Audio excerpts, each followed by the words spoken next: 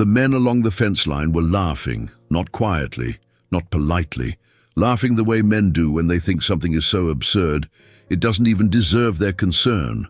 Open mouths, shaking heads, a couple of them slapping their knees. And standing on the other side of that fence, alone in the middle of a churned-up red dirt paddock, was a woman in worn boots and a faded work jacket. In front of her, a black stallion that had already put 2 professional trainers in the hospital. She didn't look at the men, she didn't even flinch. And what happened next, over the following 3 weeks in that small valley town in central Montana, would change everything those men thought they knew about strength, grief, and what one woman was capable of. Before we get into this story, I need to ask you something, because this isn't just a story about a horse. It's about a woman who lost everything, and then stood in the middle of a field with nothing left to lose, and somehow found a way through. Here's what I want you to think about as we go.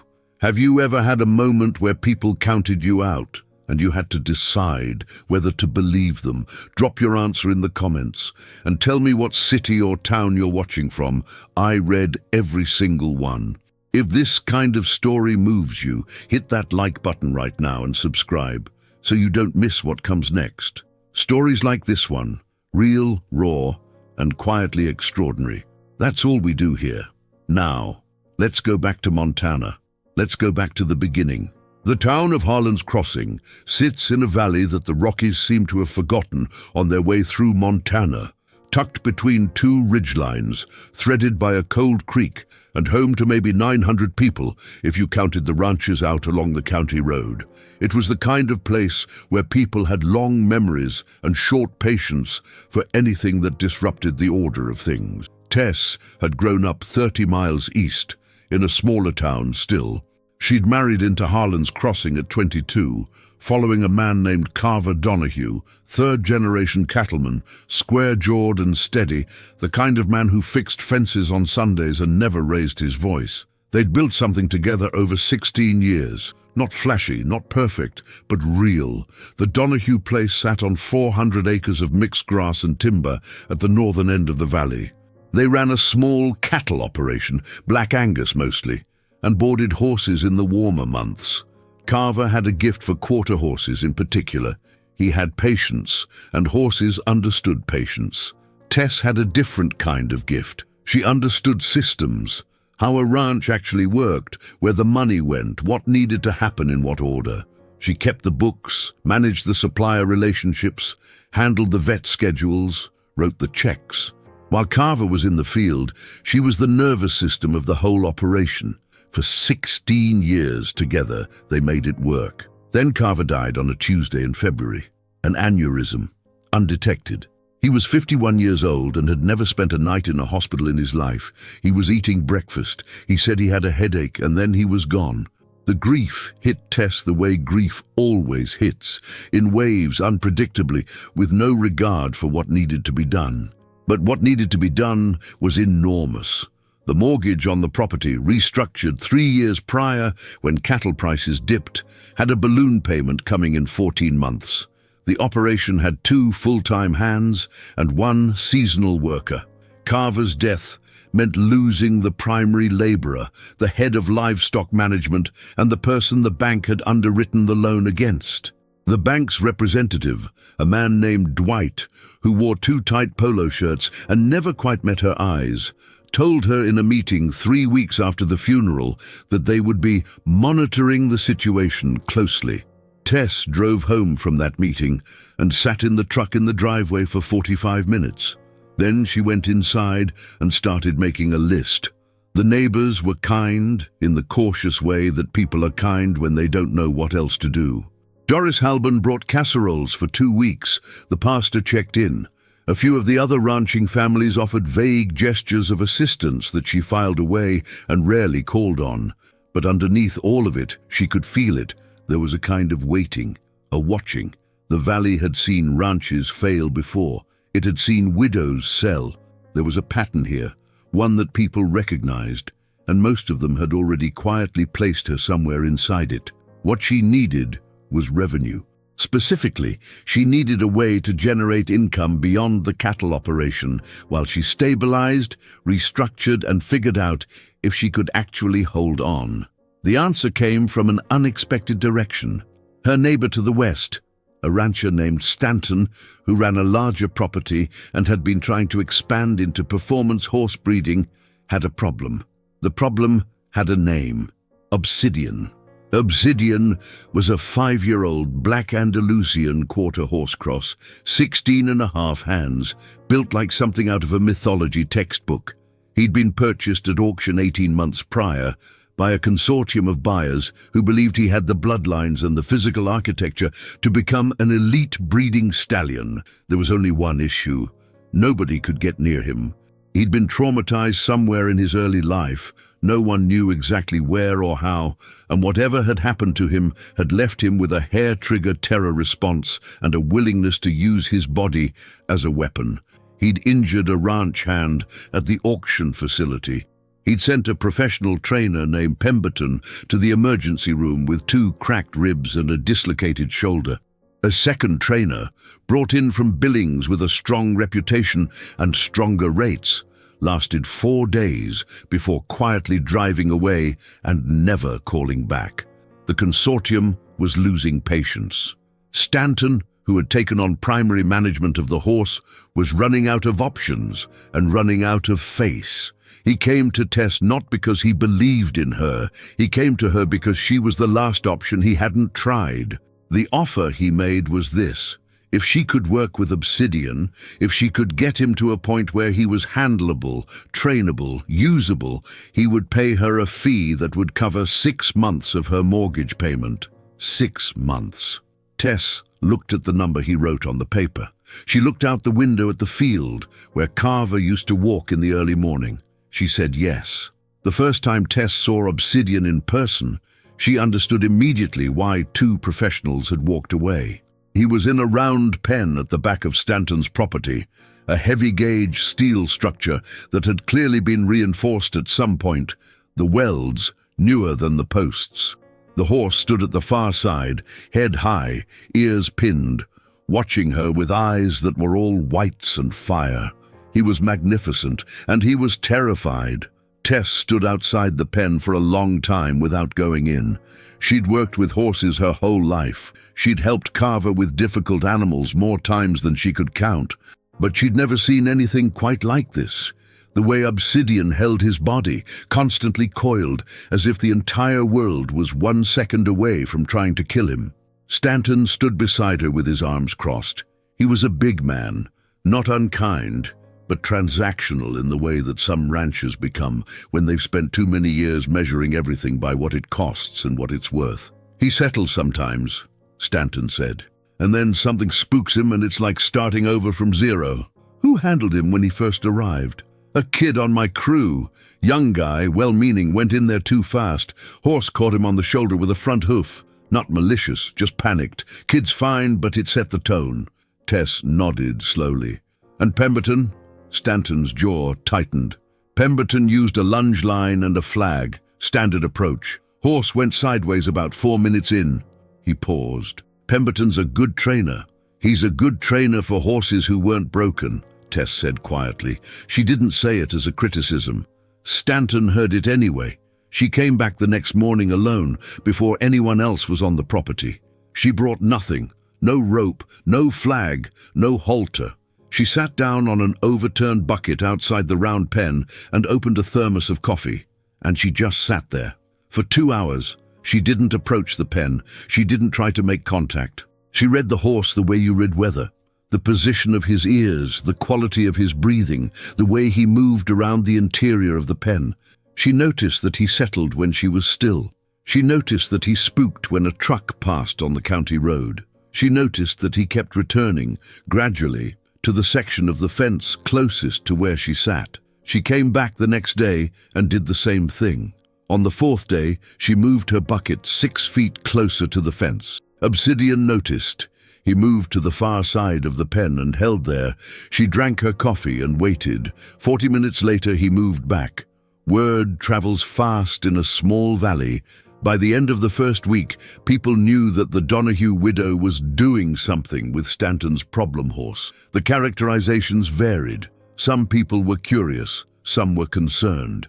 A few of the older ranching men, the ones who'd watched her husband's funeral and privately calculated how long before the property sold, were openly skeptical. Ridley Bosworth, who ran the biggest operation in the valley and whose opinion carried more weight than most people were comfortable admitting, told someone at the feed store that it was a liability situation waiting to happen. His brother-in-law, a weathered man named Crow, who'd been training horses in the valley for 30 years, was less diplomatic. "Woman's going to get herself killed," Crow said, "and Stanton's going to have a lawsuit." Neither of them said it to her face, but she heard about it. In a town that small, you always heard about it. What none of them understood, what none of them could see from outside, was what was actually happening inside that round pen. On the 8th day, Tess opened the gate and walked in. She walked in slowly, at an angle, not making eye contact. She stopped about 30 feet from Obsidian and turned slightly sideways, a body language signal as old as the relationship between humans and horses. "I am not a predator. I am not here to chase you." Obsidian exploded sideways, all 4 feet leaving the ground, slamming his body against the far railing hard enough to make the whole structure ring like a bell. Tess didn't move. He circled wildly, snorting, throwing his head. She tracked him with her peripheral vision, but kept her body language open and still. He slowed, stopped, stared at her. She waited. 5 minutes later, she walked calmly out of the pen. That was enough for day 8. Her ranch hand, a young man named Sully, asked her that evening what the plan was. He was 24, earnest, not long out of agricultural college, and deeply worried about her. "The plan," she said, "is to give him time to realize I'm not interested in fighting him. And if he never figures that out?" She looked at Sully for a moment. He was young enough that he still asked questions as if they had clean answers. "Then I'll figure something else out," she said. But the truth, the thing she didn't say to Sully or to Stanton or to anyone, was that she needed this to work. Not just for the money, though the money was real and the mortgage was real and the bank's patience was finite. She needed it because every morning she woke up in a house that still smelled faintly like Carver, and every day she had to find a reason to get out of bed and keep going, and Obsidian, the terrified, furious, magnificent animal, had somehow become the reason. She understood him in a way that was difficult to explain. He'd been hurt. He'd learned that the world wasn't safe. He'd built his whole life around that understanding. She wasn't sure she was all that different anymore. The second week brought cold. A front moved down from Canada and pushed temperatures into the teens overnight, and the mornings had that particular Montana quality, still blue-white and brutal, where the air hurt your face and everything metal burned your hand if you grabbed it without gloves. Tess worked through it. She'd moved to entering the pen every morning now. Short sessions. Never more than 20 minutes. She wasn't asking anything of Obsidian yet. She was simply existing near him, moving the way she moved, breathing the way she breathed, showing him again and again that her presence was not a threat. There was a moment on day 11 that she'd never forget. She was standing in the pen, sideways, looking at nothing in particular, and she felt a shift in the air behind her. She didn't move. She barely breathed. And then she felt it, the warm brush of breath on the back of her neck. Obsidian had approached her from behind. He snorted once, pulled back, circled wide. But he'd come to her, voluntarily, on his own terms. She drove home that afternoon with something in her chest she couldn't quite name. Not happiness, exactly. Something older and quieter than that. She told Sully what happened, and he let out a whoop that scared the chickens. She also told Imogen. Imogen Rourke was Tess's closest friend in the valley, had been since Tess first arrived as a young wife, and Imogen, a few years older, had taken her under her wing without making a fuss about it. Imogen ran a small pottery business from a studio behind her house and had the particular wisdom of someone who worked with her hands and had learned to think by doing. "You know what everyone's saying," Imogen said. They were sitting at Imogen's kitchen table, hands around mugs. "I know. Bosworth told my husband you were going to end up in the hospital." "Bosworth's never had a conversation with a horse in his life," Tess said. "He has people who do that for him." Imogen smiled. "You're not scared?" Tess thought about it honestly. "I'm scared of the bank," she said finally. "I'm scared of losing the property. I'm scared of what comes after that." She looked at her coffee. "Obsidian doesn't scare me the same way. I understand what he's doing and why he's doing it. And that makes it safer. It makes it make sense," Tess said. "And right now, sense is what I need." Meanwhile, the audience at the fence line was growing. It started with Stanton's own crew, men who'd been around the horse and were curious what this woman was doing differently. Then word got to a few other operations, and a few of those hands started drifting over on their days off, leaning on the fence with coffee cups, watching. Some of them were respectful, some of them weren't. A man named Gage, who worked for Bosworth and had a mouth that was quicker than his brain, started showing up regularly in the second week. He wasn't the worst of them, but he had a gift for the kind of commentary that sounds like teasing, but lands like something harder. "She talking to it or training it?" he said one morning, loud enough to carry laughter from a few others. Tess was in the pen, 20 feet from Obsidian, standing perfectly still. She didn't turn around. Stanton, who'd come out to watch, stepped toward Gage. "You're not here to help," he said quietly, "so be quiet or leave." Gage shrugged and went quiet, but the others stayed. What they saw that morning, if they were watching carefully, which most of them were not, was something subtle and extraordinary. Tess took one step toward Obsidian. He shifted. She stopped. She waited. Then she took one step to the side, not toward him, and his weight redistributed. His breathing slowed, and he tilted one ear toward her. She was learning his language. More importantly, he was starting to believe she was trying. By the end of the second week, she was standing within 8 feet of him. She still hadn't touched him. She wasn't rushing. There was a conversation happening between them that had no words, and she was following his lead. That evening, she got a call from Dwight at the bank. He was calling to check in about the quarterly payment, which was technically still a few weeks out. He mentioned, carefully, professionally, that the institution had some concerns about the long-term viability of the operation, given recent changes in the principal operator situation. She told him the payment would be made. After she hung up, she sat at the kitchen table for a long time in the dark. In the morning, she went back to the pen. Day 15. The sun was higher now, the cold had softened slightly, and the dead grass in the valley had that particular amber quality it got in late winter, fragile and honest, waiting. Tess stood in the round pen with her hand extended, palm up, fingers slightly curled. Obsidian was 6 feet away. He dropped his head, raised it, dropped it again. His nostrils flared, reading the air, reading her. She waited. He took one step forward, then another.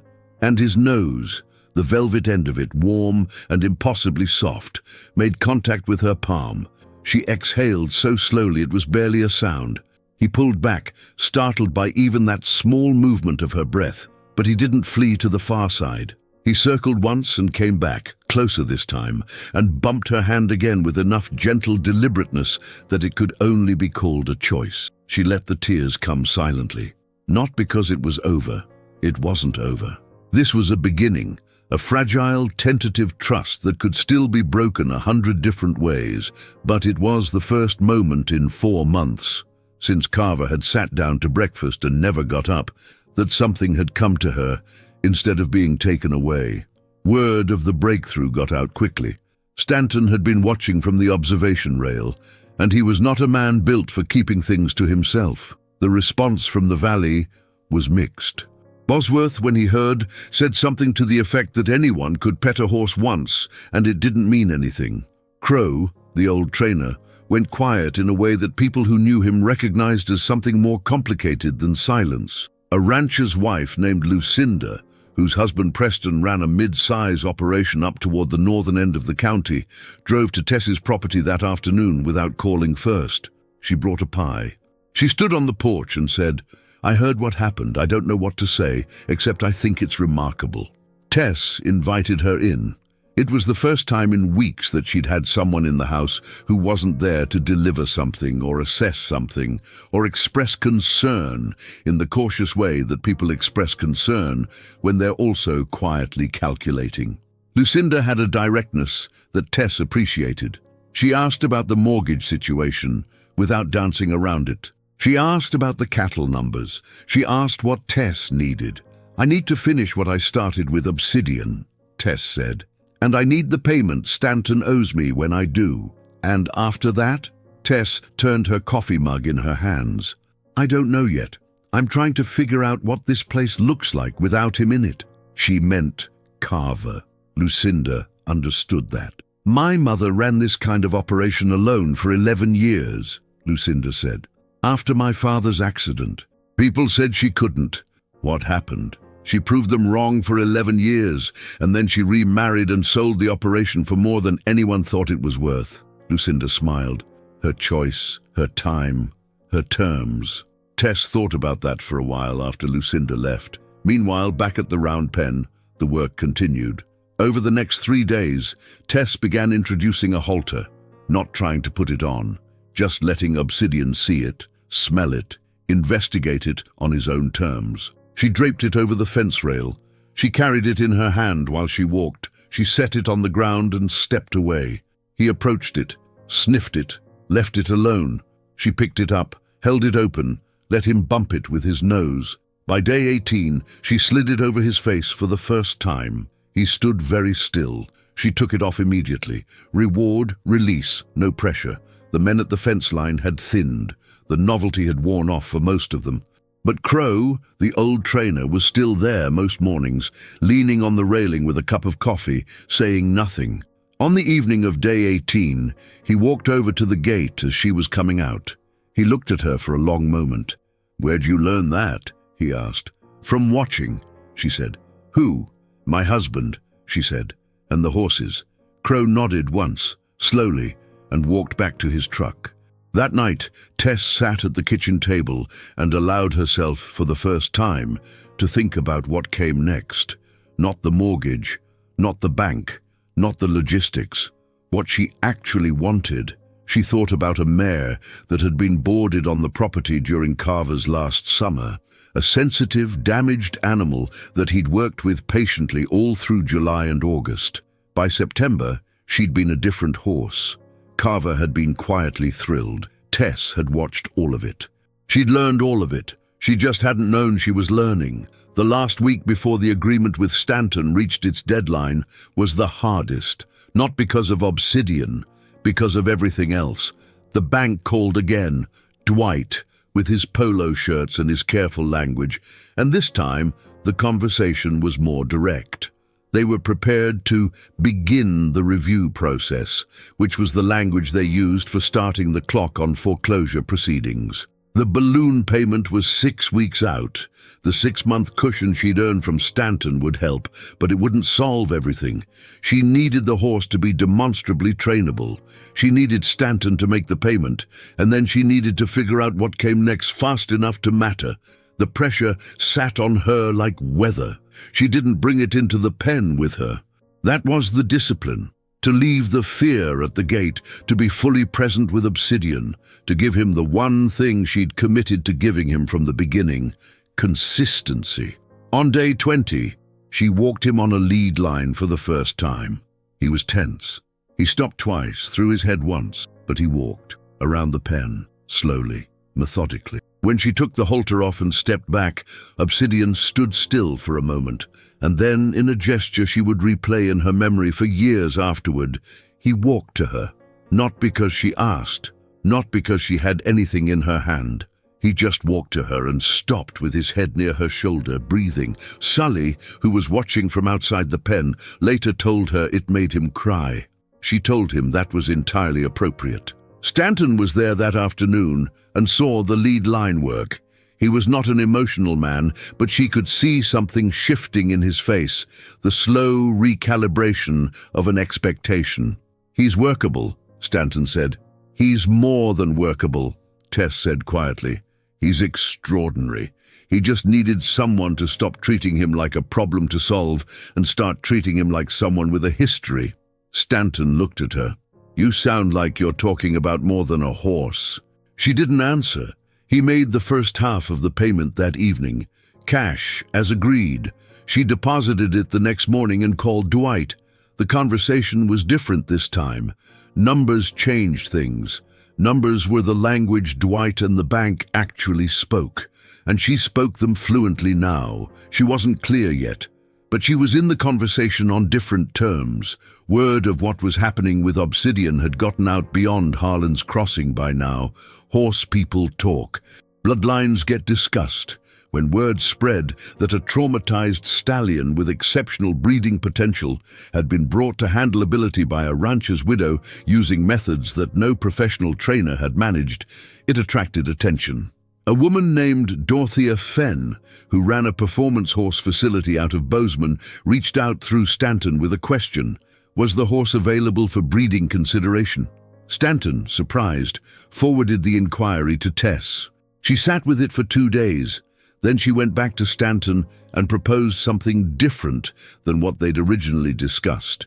She didn't want the one-time fee. She wanted a percentage of future breeding revenue and continuing involvement with Obsidian's training. Stanton blinked. "That's not what we agreed. What we agreed was that I'd get him to handleable. He's past handleable. What I'm offering now is a partnership, an ongoing, because I'm the only person he trusts, and both of us know that value doesn't stop at the original number." There was a long silence. "You've been talking to someone," Stanton said. "I've been thinking," she said. She'd also been talking to Lucinda, whose mother's 11 years had included one crucial element. She'd never sold her leverage cheap. Stanton looked at the ground for a moment. Then he looked up. "Give me a week," he said. She gave him a week. During that week, she worked with Obsidian every day. She introduced groundwork, lateral yielding, backing up on cue. He was sharp, breathtakingly quick to learn once the fear wasn't running everything. She began to understand that his trauma had been masking an exceptional mind.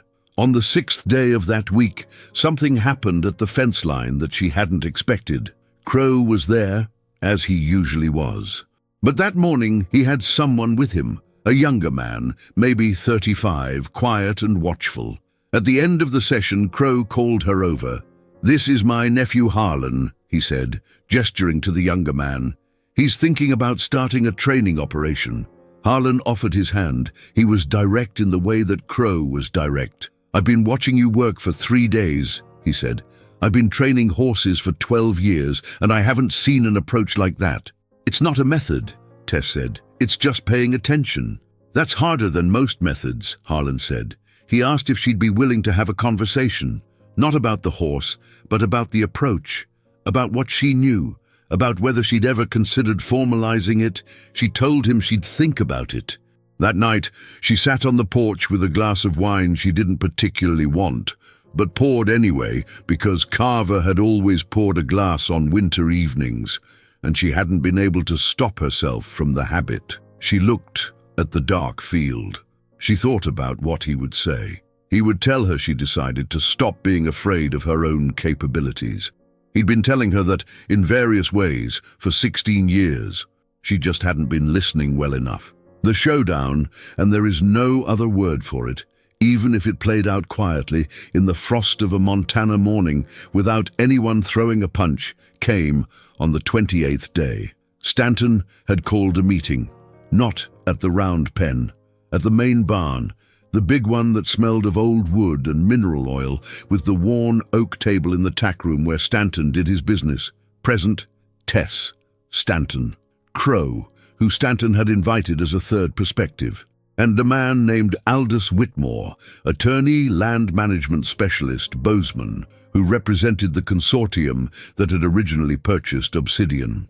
Tess had brought her own paperwork. She'd spent 3 nights at the kitchen table with the documents Carver had always handled, the contracts, the registration papers, the boilerplate agreements she'd signed without reading carefully, and she'd read them all, carefully, twice. Whitmore opened with a polished summary of the original consortium position. Obsidian was their asset. The arrangement with Stanton for local management was operational, not ownership transferring. Any revenue generated from the animal, breeding fees, performance endorsements, any downstream value, flowed to the consortium. He said it pleasantly. He said it with the specific kind of confidence that comes from being the person in the room who's read the most contracts.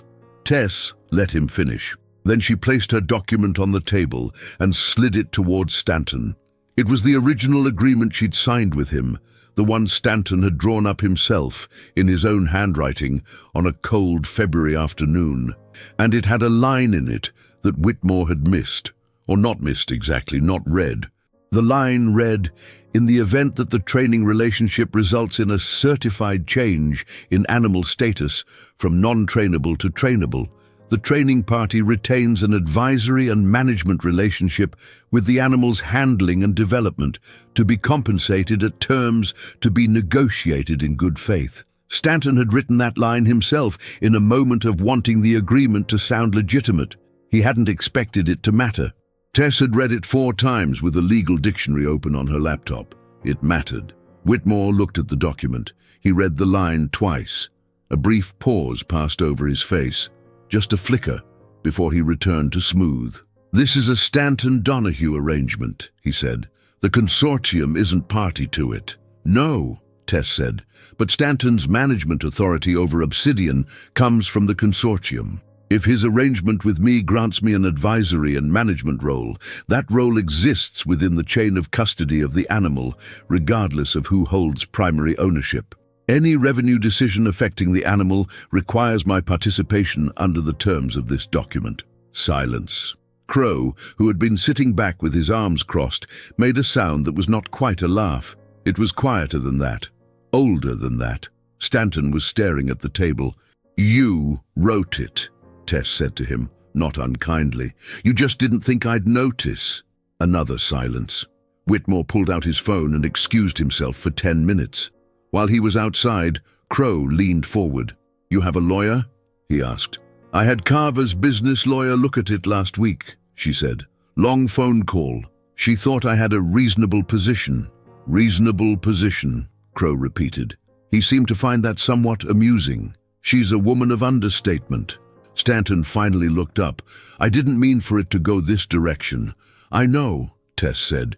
"You thought you were taking a chance on a long shot, and it would either fail and you'd have lost nothing, or it would work, and you'd have a trained stallion and a paid-off widow. I understand the math." Stanton's jaw moved.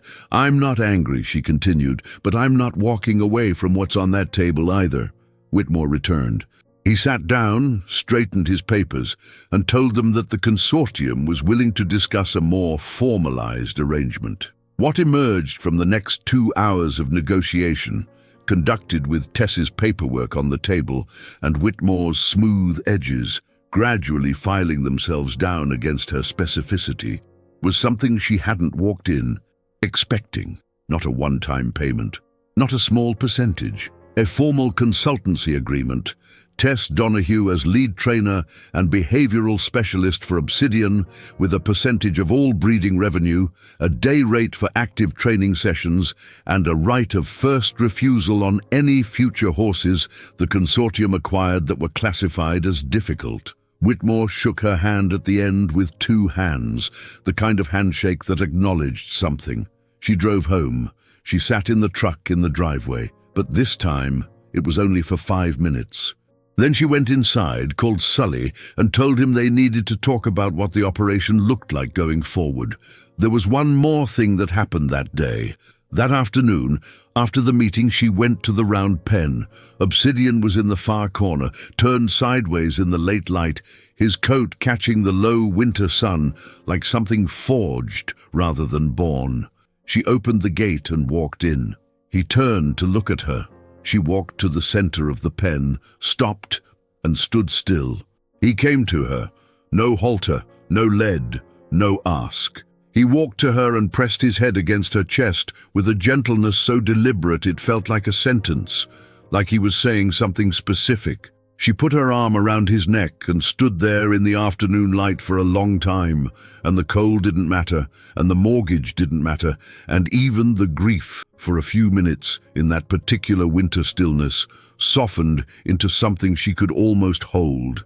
She heard a sound by the fence. Gage was there, the loud one from Bosworth's operation who'd been making comments for 3 weeks. He was standing alone, no coffee cup, no audience. He was just watching. When he saw that she'd seen him, he looked like a man deciding between embarrassment and honesty. He went with honesty.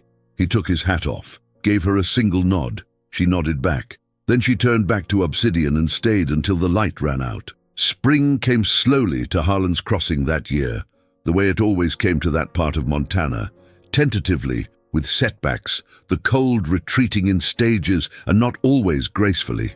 By the time the grass started returning to the lower fields, the Donahghue operation looked different, not dramatically different, not in the ways you'd necessarily notice driving past on the county road, but different in ways that mattered. Tess had restructured the cattle side with Sully's help, consolidating to a leaner, more manageable herd size that reduced overhead without gutting the operation.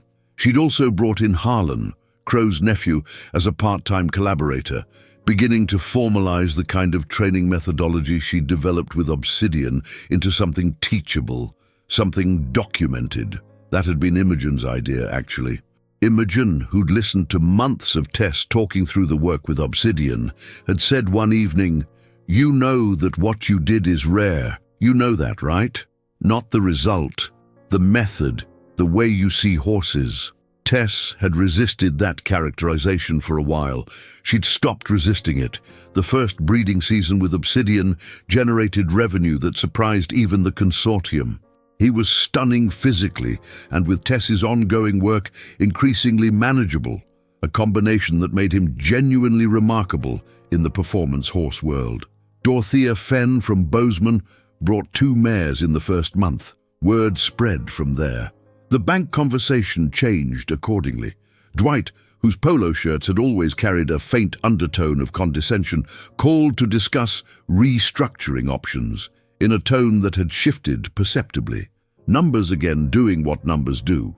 The balloon payment was met. Not easily, not without sacrifice, but met. Tess did not gloat about this. That wasn't her nature.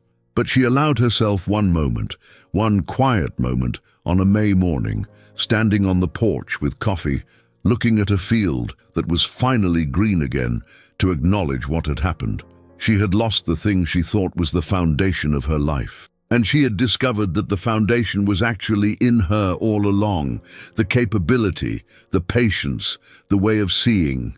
And Carver had known it, had recognized it, had built alongside it for 16 years, had taken quiet pride in it even when she was barely aware of it in herself. The valley noticed, the way small valleys notice everything. Bosworth said nothing directly, but he sent his operation's most difficult young horse to Stanton's facility with a note that Crow delivered to Tess without comment. The note said, "Heard you work with difficult ones." She wrote back, "Bring him over Tuesday." Crow, when she told him, smiled for what might have been the first time she'd seen it. "You know," he said, "there are maybe 3 people in this part of Montana who do what you do naturally. I've been looking for someone to help me formalize a training program for 10 years.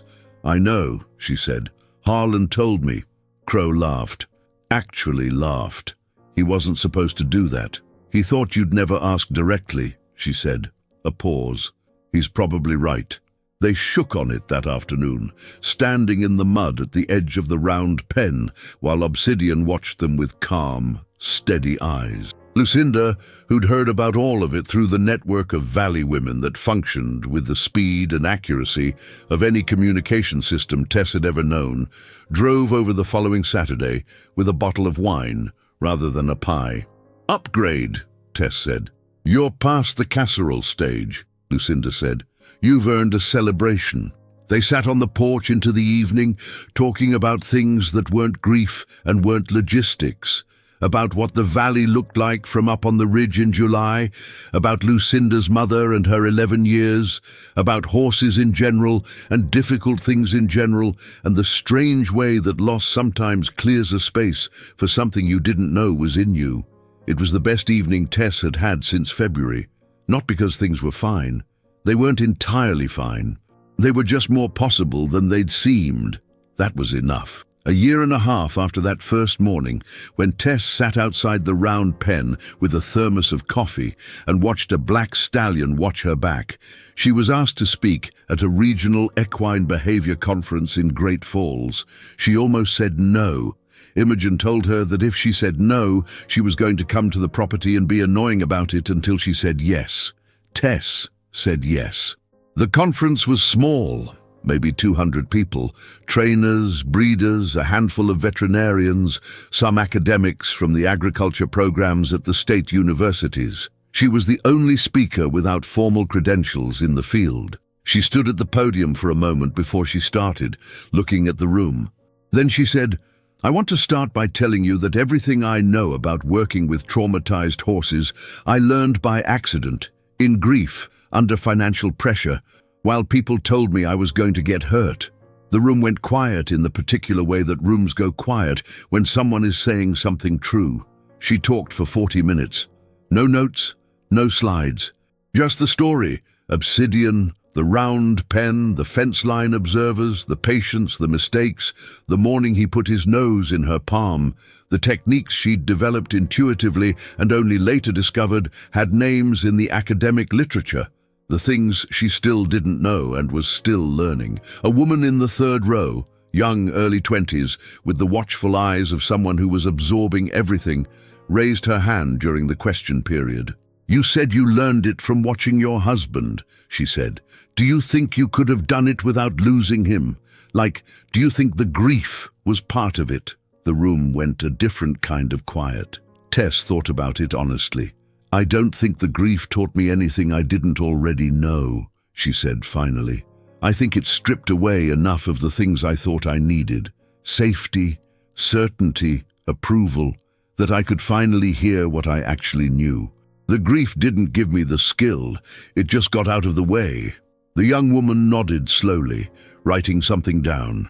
After the conference, a man named Whitfield, who ran an equine therapy program for veterans in the western part of the state, approached her about a collaboration involving horses with trauma histories. She took his card. She also took the card of a woman named Saoirse, who was writing a book on horse-human communication and thought Tess's experience was a chapter worth writing. She drove back to Harland's crossing in the evening light, the mountains turning that particular pink gold that seemed almost implausible every time it happened, the kind of color that made you understand why people stayed in hard places. When she got home, she went to the pen. Obsidian had been moved to a more permanent structure at Stanton's now, a proper stallion facility that Stanton had built to meet the demand, but she visited 3 times a week as part of the agreement, and he had made a smaller paddock near her property's north fence, his preferred standing place when he was out in the field system. She leaned on the fence. He looked up, walked over. They stood there in the fading light in the way that they always stood now, not performing anything, not proving anything, not asking each other for anything that the other one wasn't willing to give. Sully came out eventually, wiping his hands on a rag, and stood beside her. "How was the conference?" "Strange," she said. "Good. People get it? What you do?" She thought about that. "Some of them," she said. "The ones who've been in rooms where they had to be quiet enough to actually listen." Sully nodded. "That young woman who works the Evans place east of town, Nell," she called again, "wants to know if you'll look at a mare they're struggling with. Tell her to bring her Thursday." He wrote it down. The evening settled around them. The creek sound, the horse sounds, the last of the light on the ridge. She thought about Carver. She thought about February. She thought about the February morning she'd sat on an overturned bucket and watched a black horse watch her and understood, without being able to articulate it yet, that they were the same. Terrified, capable, waiting for someone to stand still long enough to be trusted. She had learned it from him, and she had become it for Obsidian, and somewhere in that loop, in that strange, grief-carved circle, she had found what it looked like to keep going, not instead of the grief, through it. The valley was dark now, all the way to the ridgeline. She said goodnight to Obsidian. He watched her walk to the house, and the stars over Montana came out, the way they always came out there, without apology, without counting themselves, all the way to the edge of everything. Tess Donahghue didn't become a legend in Harland's Crossing. That's not how it works in small valleys. She became something quieter and more durable than that. She became the person people called when a horse couldn't be reached, when something was too broken, too scared, too far gone. She became the one who would sit outside the pen, not fixing, not forcing, just present, until the animal remembered that not everything in the world was trying to hurt it. She did it for horses, and somewhere in that work, she did it for herself. There's something in this story that I think about often. The men on the fence line, the ones who laughed, who predicted disaster, who watched and waited for her to fail, they weren't evil. They weren't even wrong exactly by the terms of what they knew. They just couldn't imagine a kind of strength that didn't announce itself. Tess was never loud. She was never performative. She didn't set out to prove anything to anyone on that fence line. She set out to keep her land, to honor a debt she felt she owed to an animal that had been failed by people, and, though she wouldn't have said it this way, to find out whether she was still there. She was still there. And maybe that's what this story is about, more than anything else. Not the horse, not the money, not the people who were wrong about her. It's about standing in a field when there's nothing left to stand on, when the ground has shifted under everything you knew, and deciding to be still, deciding to be present, deciding to wait, patiently and without performance, for something to come to you on its own terms. If this story moved you, if it found something in you, drop a comment below. Tell me where you're watching from. Tell me what it reminded you of. Hit that like button if you want more stories like this one. Subscribe so you're here for the next one. And thank you, truly, for watching, for listening, for being the kind of person who sits still long enough to hear something true. We'll see you next time.